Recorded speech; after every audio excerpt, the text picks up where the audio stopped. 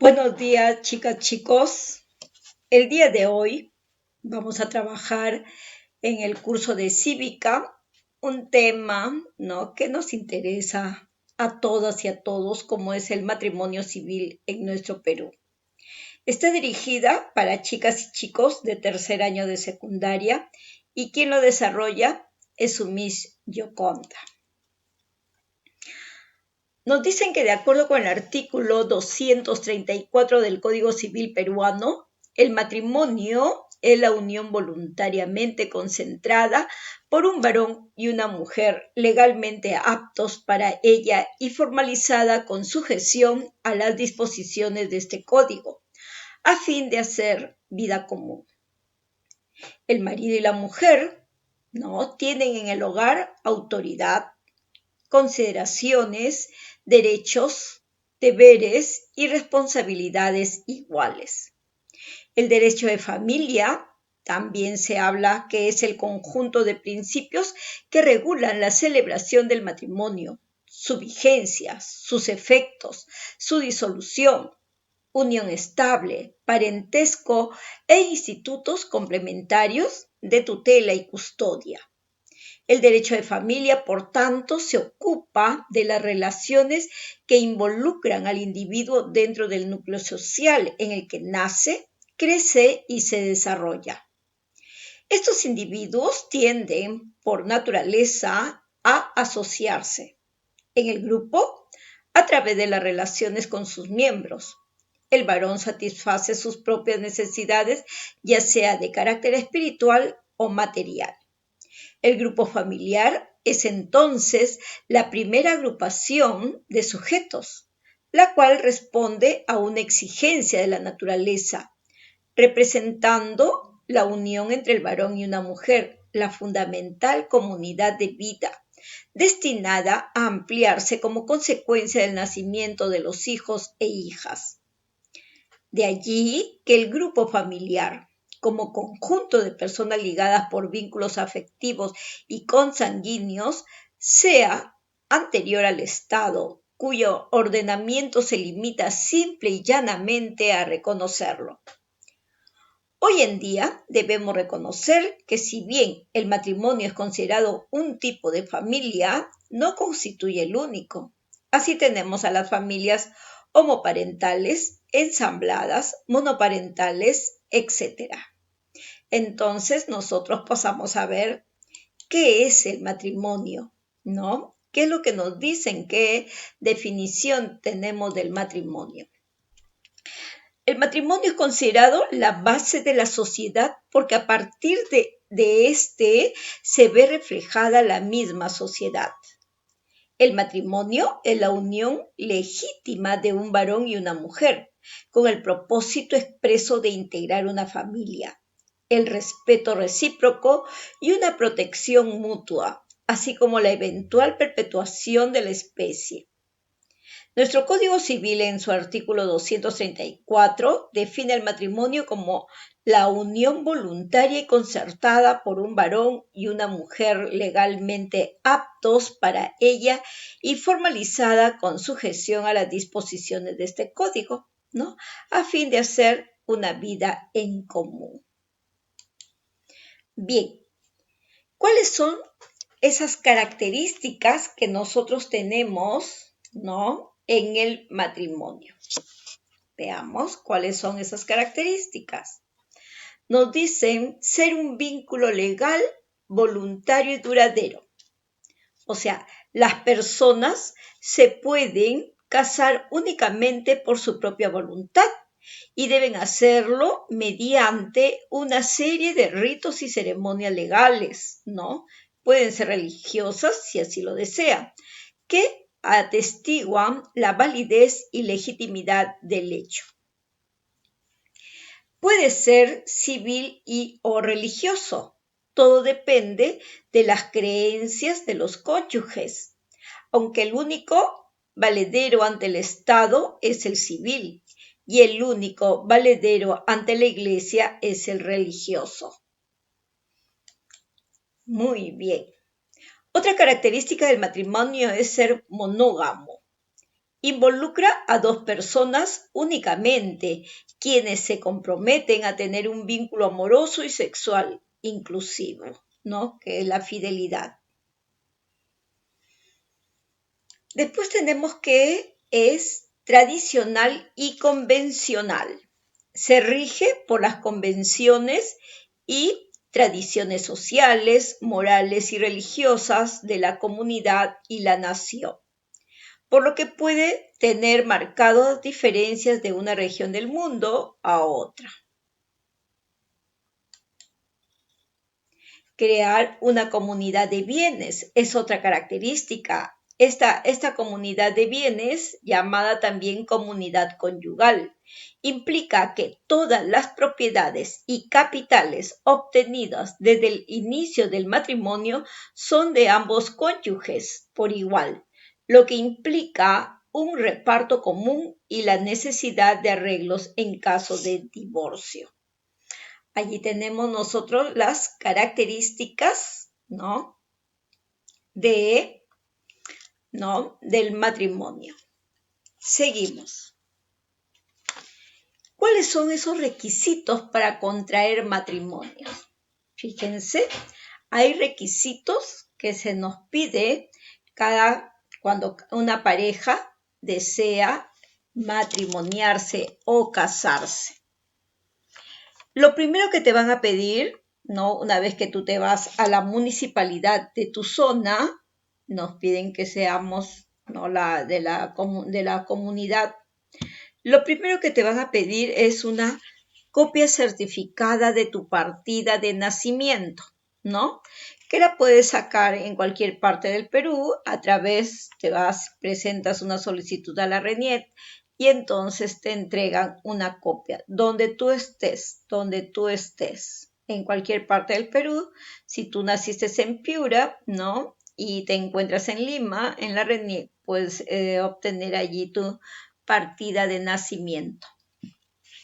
Luego tenemos el certificado de domicilio de ambos contrayentes. Aquí hay una declaración jurada, ¿no? Donde tú, a través de este documento, declaras, ¿no? Bajo juramento, en qué lugar vives. Pones allí tu dirección, todo, y entonces te dan ese certificado de domicilio. Y eso lo tiene que ser los dos contrayentes. Luego también tenemos un certificado médico expedido en fecha no anterior a 30 días acreditando aptitud física y psicológica para contraer matrimonio, ¿no? Eso mayormente en la municipalidad tú pagas allí un TUPAP y entonces pasas por revisión médica y el médico te da ese certificado, que estás apto tanto física como psicológicamente para que puedas contraer matrimonio. También nos piden, ¿no? Que cada pretendiente, o sea, el futuro esposo y la futura esposa, cada uno de ellos tienen que llevar 2 testigos. Esos testigos serían 4 porque 2 del varón y 2 de la mujer, ¿no? Tienen que ser mayores de edad, que conozcan a los pretendientes por lo menos 3 años. También tu DNI, también tienes que dejar allí tu DNI. Entonces decimos que el matrimonio es la unión voluntaria entre un varón y una mujer de hacer vida en común. No se puede reclamar penalidad así ésta haya sido pactada. También se hacen publicaciones. En nuestro Código Civil que tiene que ver con el matrimonio, en el artículo 150, ¿no? Dice que el alcalde anunciará el matrimonio proyectado por medio de un aviso que se fijará en la oficina de la municipalidad durante 8 días y que se publicará una vez, por el periódico, donde se indica que las personas que conozcan algo referente a estas 2 personas pueden acercarse a la municipalidad y evitar que se lleve a cabo, ¿no? que haya un impedimento para que se lleve a cabo el matrimonio. Entonces, este aviso, ¿no? Prácticamente esta resolución permanece publicada allí en la municipalidad por espacio de 8 días y una vez dentro de esos 8 días es publicado el edicto, ¿no? en los periódicos de mayor circulación que hay. Por ejemplo, si tú abres La República vas a encontrar allí cantidad de edictos, ¿no? que quieren formalizar su relación. Muy bien, a eso se llama publicaciones. O sea, una vez que tú has reunido todos los requisitos, los dejas ahí en la municipalidad, ¿no? Como son, por ejemplo, tu partida de nacimiento, tu certificado médico, el certificado de domicilio. Entonces, todo eso se presenta en un folder y el secretario de registros públicos son el que se encarga de hacer todo este trámite y cuando ve que todos los documentos están ok, entonces se hace la publicación. Y aquí lo tenemos, ¿no? ¿Cuáles son los efectos personales del matrimonio? Tanto derechos y deberes. Veamos. Existen relaciones personales entre los cónyuges, obligaciones de los padres para con los hijos. Hay que alimentar a nuestros hijos, hay que corregirlos dentro del hogar, hay que cuidarlos, guardarlos, protegerlos, hay que asistirlos cuando ellos se enferman, hay que educarlos, mandarlos a la institución educativa, hay que enviarlos a la universidad y ejercer la patria potestad, ¿no? Ese poder que nos da el Estado de ser padre y madre. Esas son las obligaciones de los padres para con los hijos. También hay obligaciones recíprocas de los padres, ¿no? De los cónyuges. Esas son nuestras obligaciones, nosotros como pareja. Deber de fidelidad, ¿no? Entonces hay que ser fiel con la esposa, con el esposo. Deber de cohabitación, vivir en una misma casa. Deber de asistencia ante una enfermedad, ante una situación. Allí están los dos para ayudarse, apoyarse. Luego tenemos deberes y derechos de ambos cónyuges para la sociedad conyugal. ¿No? A ver, ¿qué es lo que nos dice? Participar en el gobierno del hogar y cooperar al mejor desenvolvimiento del mismo. Decidir las cuestiones referentes a la economía del hogar. Fijar y mudar el domicilio conyugal. Sostener a la familia. Representar legalmente a la sociedad conyugal. Ejercer cualquier profesión o industria permitidas por la ley, así como efectuar trabajo fuera del hogar.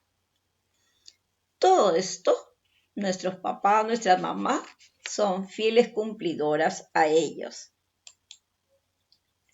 ¿Cuáles son esas relaciones de orden patrimonial o económico, ¿no? que velan dentro del matrimonio? Antes de casarse, los futuros cónyuges pueden decidir cómo constituir esa unidad económica, la cual puede ser sociedad de gananciales o separación de patrimonios.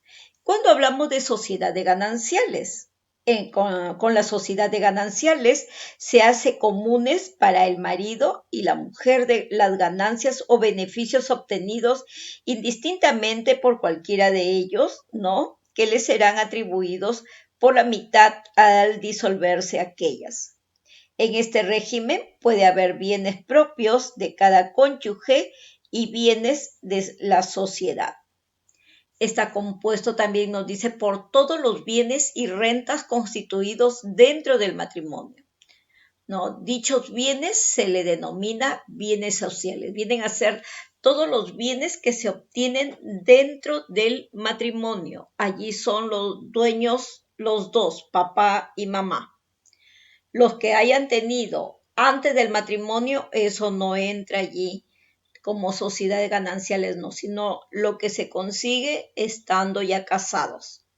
Los bienes sociales son de propiedad de los dos cónyuges, con excepción de los bienes propios, ¿no? Los bienes propios son los que uno ha obtenido mucho antes del matrimonio. Los esposos pueden disponer de los bienes sociales, o sea, de los que se consiguieron dentro del matrimonio, solo si existe acuerdo de ambos. Es que si yo quiero vender mi casa, que la compramos los dos, ¿no? Y se desea hacer una venta de la casa para comprar un departamento más chico, porque la casa es muy grande, entonces ese acuerdo tiene que ser mutuo. Los cónyuges responden por las deudas, siempre y cuando hayan logrado un beneficio en la sociedad, ¿no? Se hizo un préstamo hipotecario para comprar una casa, por ejemplo, ¿no? Y entonces allí aparecen los dos. Y ya por X motivo, uno de las partes no puede cumplir, entonces el otro asume. ¿Por qué? Porque no son sociedades gananciales. Ese préstamo se obtuvo dentro del matrimonio. En este régimen se comparten bienes, deudas y derechos. La separación de patrimonios.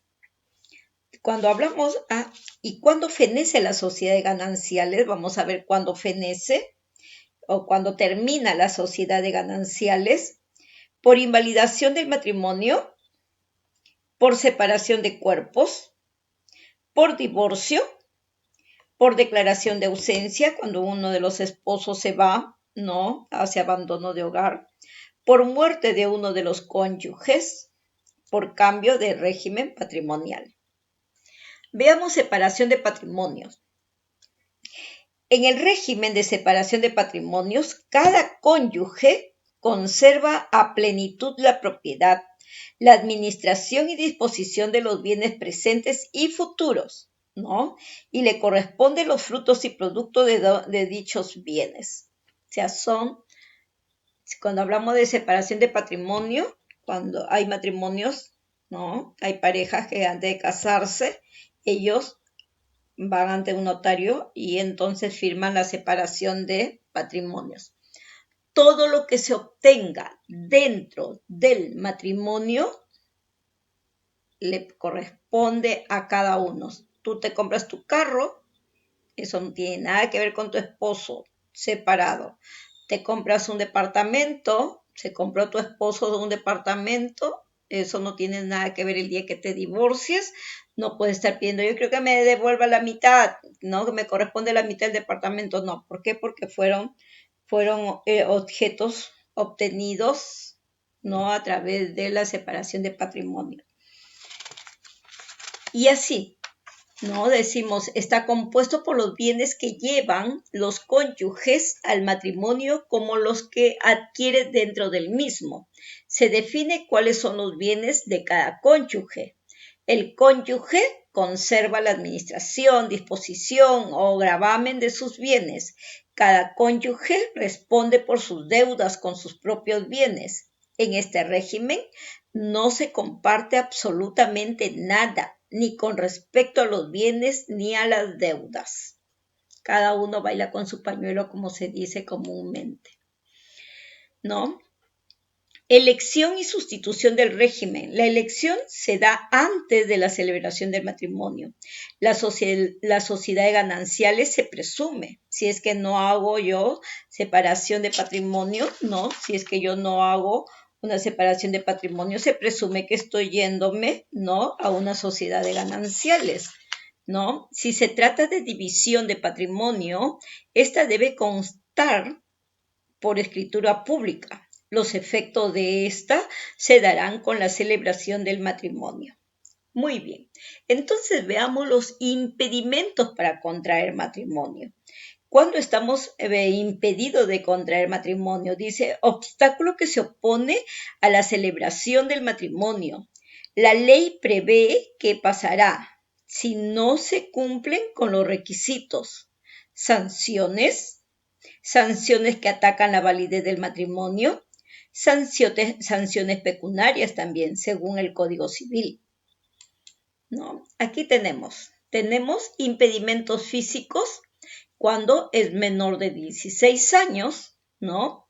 No pueden casarse los menores de 16 años.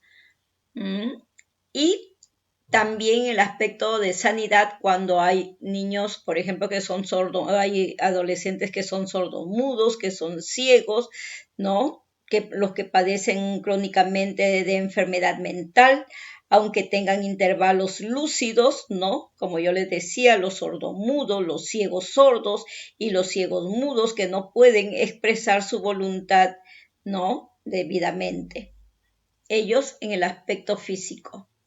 Transitorios, porque ya sabemos que son menor de edad, no pueden casarse salvo que tengan una carta poder, ¿no? Que dé el padre para que puedan casarse. También no se pueden casar los que han sido raptados, ¿no? El raptor con la raptada o a la inversa, mientras subsiste el rapto, no se pueden casar. También hay impedimentos morales y sociales. Viudez. La viuda tiene que esperar, ¿no? Que transcurra por lo menos 300 días de la muerte de su marido, salvo que diese a luz o presente certificado médico que acredite que no está embarazada. Claro, porque puede ser que cuando muera, ¿no? Muera uno de los cónyuges, el cónyuge papá, luego la señora tiene que esperar 300 días aproximadamente, ¿no? Para que demuestre que no está esperando bebé. Crimen, ¿no? Por ejemplo, los que quitan la vida, ¿no? A una de las parejas, a una de sus parejas o que haya cometido un crimen. Adopción. El adoptante y el adoptado, ¿no? Y sus familiares en la línea de grado señalado no pueden contraer matrimonios. Los parientes afines, tampoco. Los afines en línea recta, como por ejemplo la suegra con el yerno. Los parientes consanguíneos, ¿no? En línea colateral, dentro del segundo y tercer grado, ejemplo, los hermanos, el tío, la sobrina, ¿no? En el tercer grado, que se puede dispensar por falta grave. Los vínculos, ¿no? Cuando estamos hablando los consanguíneos en línea recta, como padre e hija, no se pueden casar. Los volitivos, ¿no? Limitaciones parlo, audio, visuales, lo que ya hemos dicho, ¿no? Lo que ya hemos dicho, los sordomudos, los ciegos sordos y los ciegos mudos no pueden casarse. Y los que padecen de alteraciones, ¿no? Mentales. Esos son los impedimentos matrimoniales.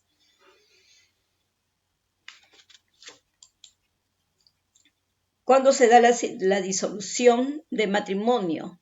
Hay varios causales: adulterio, violencia física o psicológica, atentado contra la vida, injuria grave, abandono injustificado de la casa conyugal, conducta deshonrosa, uso de drogas alucinógenas o de sustancias que puedan generar toxicomanía, ¿no? Enfermedad grave de transmisión sexual, la homosexualidad, condena por delito doloso a pena privativa de la libertad mayor de 2 años, imposibilidad de hacer vida en común y separación de hecho. Esos son los causales, ¿no? de la disolución de un matrimonio. Entonces, chicos, chicas, muy bien, muchas gracias. Espero que les haya interesado, ¿no? nuestra sesión y nos vemos la próxima semana. Gracias.